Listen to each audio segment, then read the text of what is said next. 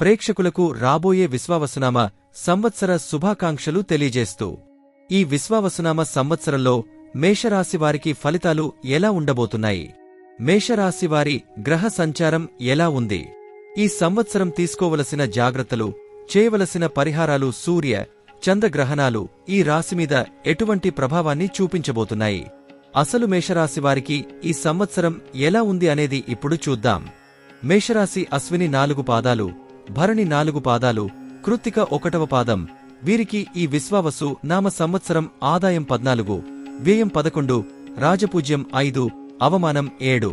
ఈ మేషరాశివారికి ఈ సంవత్సరం గ్రహ సంచారం ప్రకారంగా ద్వితీయ స్థానంలో గురువు ఉగాది నుంచి 1 నెల వరకు, తరువాత తృతీయ స్థానంలో గురువు, అంటే ఈ సంవత్సరం గురువు వృషభంలో, మిథునంలో సంచారం చేస్తున్నాడు.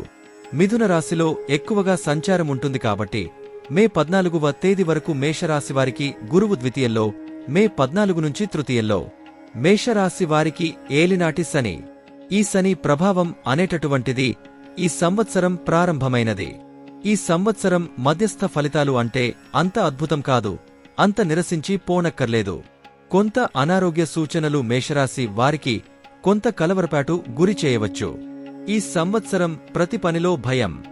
ఏలినాటి శని మొదలవుతుందని భయపడకండి. పనులు జరుగుతాయి కాని ప్రతి పనికి ఒక ఎఫెక్ట్ పెట్టాలి. ఒక్క బ్రహ్మాండమైనటువంటి ప్రయత్నం అనేది అవసరమవుతుంది. కొంత చెప్పగలిగితే వ్యక్తిగత జాతకంలో దశ అంతర్దశలో ఉన్నటువంటి మార్పులను బట్టి చూస్తే కొంత ప్రభావం మారవచ్చు. కాని ఈ సంవత్సరం కొంత జాగ్రత్తగా ఉండవలసిందిగా తెలుస్తున్నది. వ్యక్తిగతమైనటువంటి ఇబ్బందులు కొన్ని పెరుగుతాయి. మితభాషణం, ఇతరుల వ్యవహారముల యందు తలదొర్చకుండా ఉండటం, పెద్దల ఆరోగ్య పట్ల అనేక జాగ్రత్తలు తీసుకోవడం.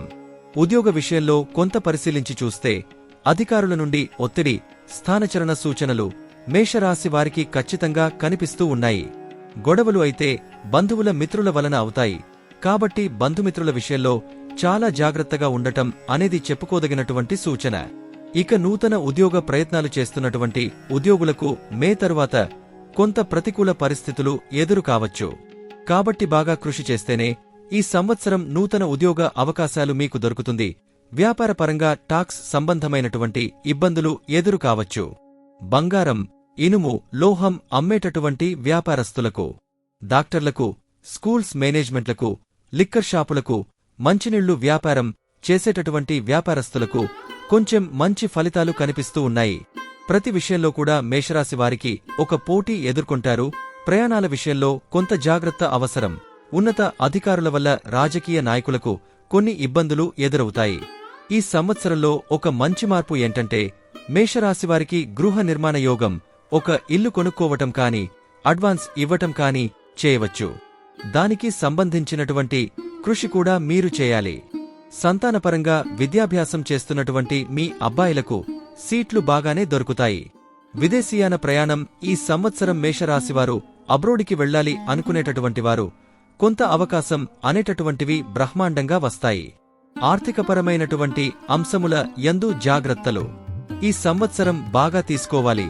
భార్యాభర్తల మధ్య కొన్ని అపోహలు, కొంత కలహాలకు వేదిక కావచ్చు. ప్రభుత్వపరంగా సబ్సిడీలు అందుతాయి. నిర్మాణ సంబంధమైనటువంటి పనుల ద్వారా ఆర్థిక పరిస్థితి బాగుంటుంది. అలాగే షేర్ వ్యాపారంలో పెట్టుబడులు పెట్టేటటువంటి వారు 1కి 2 సార్లు ఆలోచించుకోవాలి. కోర్టు వ్యవహారాలలో ఉన్నటువంటి వారి పనులు నష్టాన్ని ఇవ్వకపోవచ్చు కానీ లాభాన్ని కూడా ఇవ్వవు. జాప్యం అనేటటువంటిది జరుగుతుంది. చేస్తున్న ఉద్యోగాన్ని విడిచిపెట్టి కొత్త ఉద్యోగం కోసం ప్రయత్నం చేయడం అవివేకం. ఉన్న ఉద్యోగాన్ని జాగ్రత్తగా కాపాడుకోకపోతే మేషరాశి వారికి ఉద్యోగంలో కూడా కొన్ని ఇబ్బందులు ఎదురవుతాయి. కాబట్టి ఉద్యోగ పరంగా జాగ్రత్త తీసుకోండి. మీ జీవితంలో మీకు అడుగడుగునా అనేకంగా నమ్మకద్రోహం చేసేటటువంటి వ్యక్తులు మీ చుట్టూ తారసపడుతూ ఉంటారు. జాగ్రత్తగా ఉండండి. నూతన వ్యాపారాలు లభిస్తాయి.